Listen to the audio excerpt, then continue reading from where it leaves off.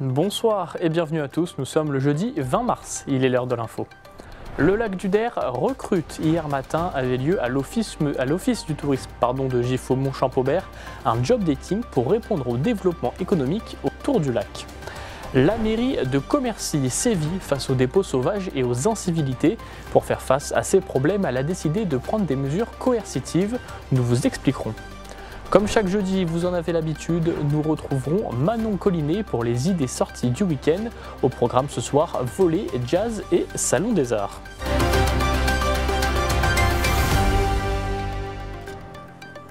C'est un sujet qui revient sur la table depuis quelques jours. L'âge de départ à la retraite.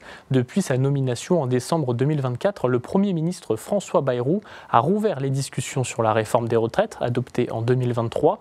Depuis, il a exclu un retour à l'âge légal de départ à la retraite à 62 ans. Une déclaration qui n'a pas manqué de réveiller les organisations syndicales. En réaction, une manifestation était organisée cet après-midi à Vitry-le-François dans la Marne. Malgré une mobilisation jugée faible, une quarantaine de manifestants, les représentants syndicaux n'entendent pas baisser les bras. Je vous propose de les écouter au micro de Léo Martin, accompagné de Gaël Bossu. Je pense que c'est le début du commencement, comme a dit l'autre. Ça ne va pas s'arrêter là. Suite aux propos du Premier ministre de dimanche, non, ce sera 64 ans et point barre. Donc pour un ex-président du Modem, je ne sais pas s'il y est peut-être toujours, la démocratie, c'est pas moi je décide. Si on écoute les autres, on fait en fonction. On a tous des propositions, les organisations syndicales qui tiennent la route.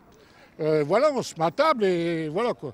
Ce qui est absolument vital, c'est de revenir sur avant la loi Borne de 2023, c'est-à-dire revenir aux 62 ans. Mais pour nous, on ne s'en tient pas quitte, parce que pour nous, ce qui compte, c'est la retraite à 60 ans, telle qu'on l'avait obtenue en 83. A noter que plusieurs organisations syndicales, dont la CGT et Force ouvrière, se sont retirées du conclave initié fin février pour discuter de la réforme des retraites. De nouvelles manifestations devraient avoir lieu dans les prochaines semaines. Eux ne sont pas encore à la retraite. Les demandeurs d'emploi et saisonniers ont pu se retrouver lors d'un job dating à l'Office du tourisme de Giffaumont-Champaubert, organisé pour la deuxième année consécutive par les agences France Travail de Saint-Dizier et Vitry-le-François, en collaboration avec la mission locale de Vitry, une façon de répondre au développement économique du lac. Un reportage d'Ilan Burel et Nicolas Fontaine. Serveurs, animateurs ou plongeurs, le lac du Der recrute. À l'occasion de l'ouverture de la saison estivale, France Travail et la mission locale ont organisé un job dating à Giffaumont-Champaubert. Le but, répondre au développement économique et à la demande toujours plus grande autour du lac. C'est que les besoins sont maintenant de plus en plus exponentiels d'année en année. Il y a encore des cellules qui se sont créées il y a peu de temps, commerciales, et qui ont des besoins. Et donc, nous, on a trouvé que la solution, c'était peut-être d'essayer de mettre en place un job dating, d'essayer de voir un maximum de gens tout de suite. Et puis après, on continue le traitement de l'offre, mais déjà, de faire un coup comme ça. Au total, une centaine de personnes étaient présentes, soit 25% de plus que l'année dernière. La plupart sont étudiants et cherchent des emplois saisonniers, mais ce n'est pas le cas de tout le monde. On est sur le principe, c'est plutôt la saison. Mais il y a de plus en plus d'employeurs qui veulent essayer de pérenniser derrière, parce qu'on sait que les candidatures sont de plus en plus difficiles à obtenir. Et donc, il y a certains employeurs qui réfléchissent à se dire, est-ce que si on a une bonne personne, quelqu'un qui correspond bien à ce qu'on recherche, on ne va pas essayer de la garder. Voilà, il y a ces réflexions-là en cours. Côté employeur, la satisfaction est au rendez-vous. Ce job dating leur facilite le recrutement. Bon, il y a du monde, il y a beaucoup d'entreprises, de restaurateurs qui sont là, et c'est bien d'avoir eu cette opportunité de créer cet événement. Ouais. C'est un plus, juste avant le redémarrage de la saison, ça nous avantage quand même pour recruter. Il y a les jeunes qui veulent bosser, il n'y a pas de souci. A priori, il y a des belles candidatures. Oui, ça file un bon coup de pouce, oui. C'est vrai que, au lieu de se déplacer directement au restaurant, on les a tous là. C'est vrai qu'ils sont plus à démarcher, donc c'est sympa. Si certains ont déjà pu postuler, de nombreux autres emplois restent à pourvoir pour cet été. C'est une grande étape pour Puissance Télévisions. Après avoir conquis le sud de la Meuse, notre chaîne poursuit son expansion et s'implante à Commercy. Ce soir, une centaine d'invités sont attendus pour le lancement officiel. Alors pourquoi ce choix et que va proposer Puissance Télévisions aux habitants? On retrouve tout de suite Clémentine Coppola en duplex depuis Commercy. Effectivement, Paul. Alors là, je me trouve actuellement devant l'emblème de Commercy, le château Stanislas. Alors il est magnifique, tu le vois derrière moi. Juste après, on ira du côté du cinéma. C'est là-bas que la soirée va se dérouler. Alors c'est un jour un petit peu exceptionnel pour PTV, puisque c'est la première fois qu'il signe un contrat avec la ville de Commercy, que notre chaîne signe un contrat avec la ville de Commercy. Avant, on était bien présent sur le sud meusien. Désormais, on s'agrandit, on s'étend. Alors ce soir, c'est une soirée un petit peu récapitulative du partenariat. On va bien sûr recevoir une centaine de personnes dans cette ville de 5500 habitants. Et puis on va expliquer comment on travaille au quotidien, quelles sont nos audiences, quels sont nos secteurs et surtout on va lever le voile un petit peu sur les pratiques journalistiques puisque l'idée c'est de montrer aux gens comment nos journalistes au quotidien vont sur le terrain, récoltent les informations, font les interviews et bien sûr montent leur fameux reportage. Alors ce soir il y aura tout type de monde, on va avoir des personnes de la culture, des associations, on va avoir des représentants, des élus. L'idée c'est que tout le monde puisse comprendre que l'objectif principal de PTV est toujours le même, c'est celui d'aller à la rencontre des gens. L'idée c'est de mettre en avant les territoires qui sont parfois un petit peu oubliés, de mettre en avant le rural et de montrer que même en Meuse, même à Commercy, il y a plein d'initiatives, plein de choses à faire et ça c'est ce qu'on va faire tout au long de l'année. Alors on a déjà fait quelques reportages sur le secteur et puis on va continuer, il y en a plein d'autres de prévus. Voilà en tout cas Paul ce que je pouvais te dire sur cette soirée et puis on se retrouve très rapidement dans le cinéma. Merci Clémentine. On reste à Commercy justement où depuis plusieurs années la municipalité fait face à des dépôts sauvages et des incivilités. La solution préventive ne semble pas avoir fonctionné. Alors le maire a décidé de prendre des mesures coercitives. Amende, recrutement d'un agent, installation de caméras de surveillance et investissement dans un aspirateur de ville. Avec ces mesures, la mairie espère retrouver une ville plus propre. Les détails de ces opérations avec Célia Richard. C'est une scène de crime un peu particulière. Elle alerte les habitants concernant les dépôts sauvages. À Commercy, dans ce quartier près de la gare, cela fait des années que la situation dure. Prévention, c'est fini. Aujourd'hui, nous passons à la répression. On en a marre de ces dépôts sauvages. Il y a 3 ou 4 points de tri dans Commercy. C'est les seuls sur toute la communauté de communes où ça pose problème. Donc c'est bien un problème de savoir-être et de savoir-vivre dans sa ville. Les gens qui ne respectent pas les consignes de tri, alors que le système, globalement, le système qui est mis en place sur la communauté de communes de Commercy date depuis plus de 10 ans. Voilà. Donc on voudrait bien que ça cesse et maintenant on va passer la vitesse supérieure. Pour faire face à ces incivilités, la mairie a décidé d'agir. Il y a 6 mois, elle a mis en place une collecte des points des déchets tous les jours du lundi au samedi à 8h du matin, mais rien n'y fait. Et à 8h30, les premiers sacs commencent à arriver et les gens, au lieu de mettre dans la borne enterrée, mettent le sac à côté et après c'est parti. Alors effectivement, on règle le problème de la salubrité publique puisque c'est propre. Globalement, il n'y a plus de rats, il n'y a plus de problème de salubrité publique. Ceci étant, c'est la solution de facilité et nous, on ne peut pas mettre des moyens permanents.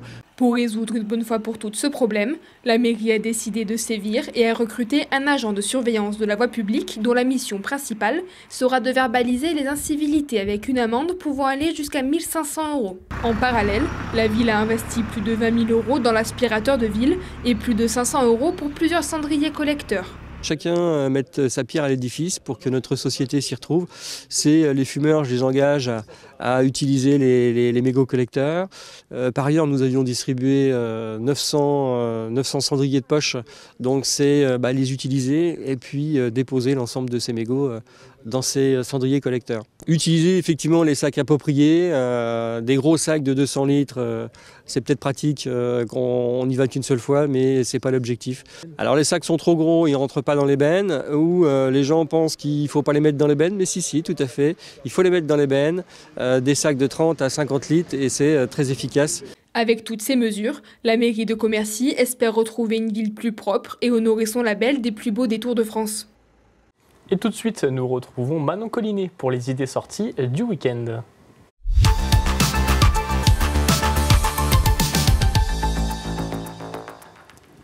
Bonsoir Manon. Bonsoir Paul. Alors le printemps est bientôt de retour et avec lui des événements bien connus du territoire. Mais pour débuter, on commence une fois n'est pas coutume avec du volley et un match du CVB 52. Et c'est une des dernières fois qu'on en parle Paul dans cette chronique puisqu'il s'agit du dernier match de la saison régulière.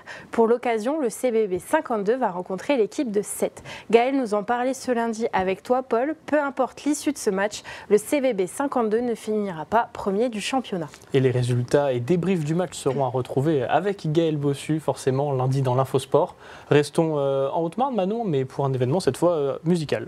Et un événement musical bien connu puisqu'il s'agit de la 18e édition du festival Jazzodaire.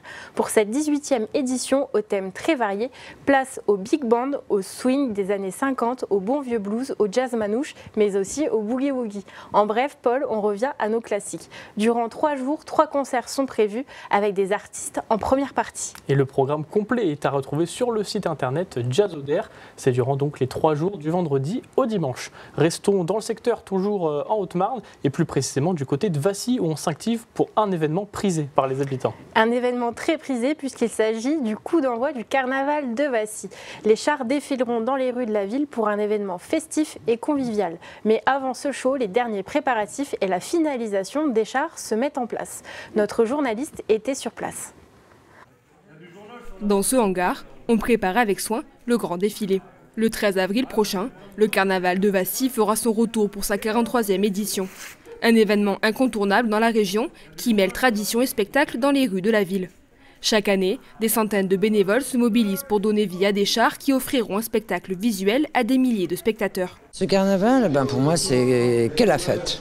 Ça rassemble beaucoup de monde, toutes les petites mains, tous les groupes travaillent depuis très longtemps, ça engendre beaucoup de bénévoles et on a à peu près 800 participants. Cette année, c'est le thème du taureau qui a été choisi et qui doit inspirer les 14 chars qui défileront. On part de ça pour réaliser ça, en plus gros. Un travail de longue haleine pour les équipes qui se retrouvent tous les samedis afin d'avancer sur leur création. Chaque char regroupe des dizaines de bénévoles allant jusqu'à 100 participants de tous les âges. Un travail d'envergure pour les chefs de groupe.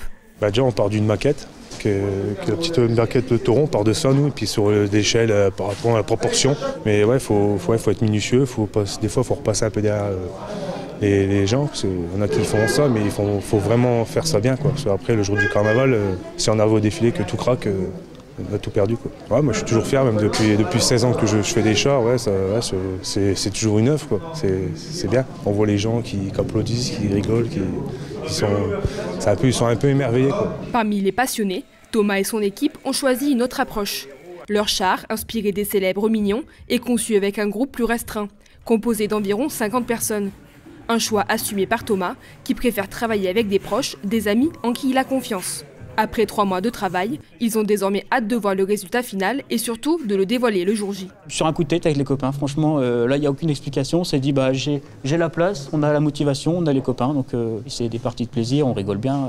Puis après, on attend le jour J. C'est là qu'on est fiers de montrer notre œuvre. Franchement, c'est mettre tout notre boulot, tous nos week-ends en valeur, et puis les gens vont être contents, mais nous aussi. À 1 mois du carnaval, les derniers ajustements se poursuivent. La pression monte, mais l'excitation aussi.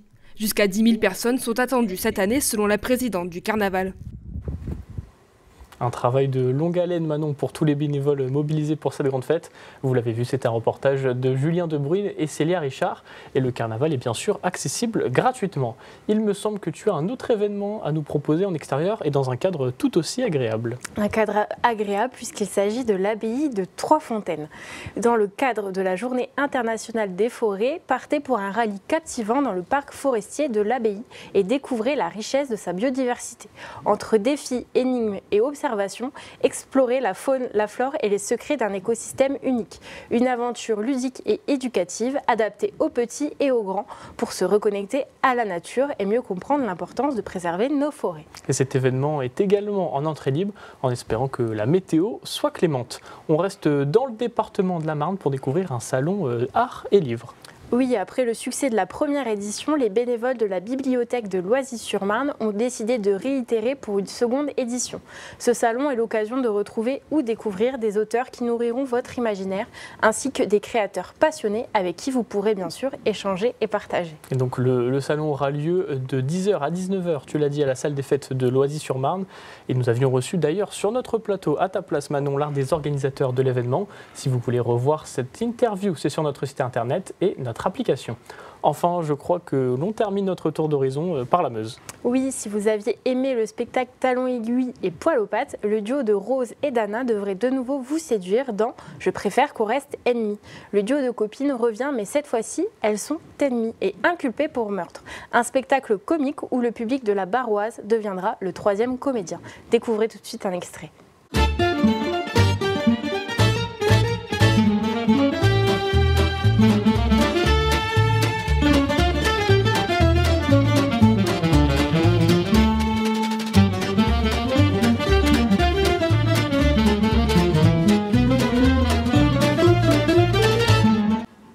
Merci Manon pour cette idée de sortie. N'oubliez pas, d'autres idées de sortie sont à retrouver dans l'agenda sur notre site internet et notre application. Merci Paul, à la semaine prochaine.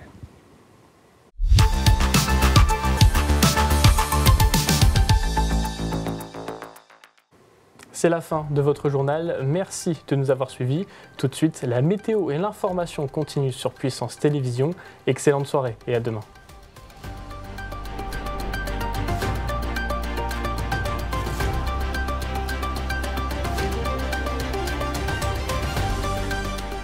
Toute l'actualité en continu à retrouver sur notre site internet et notre application mobile.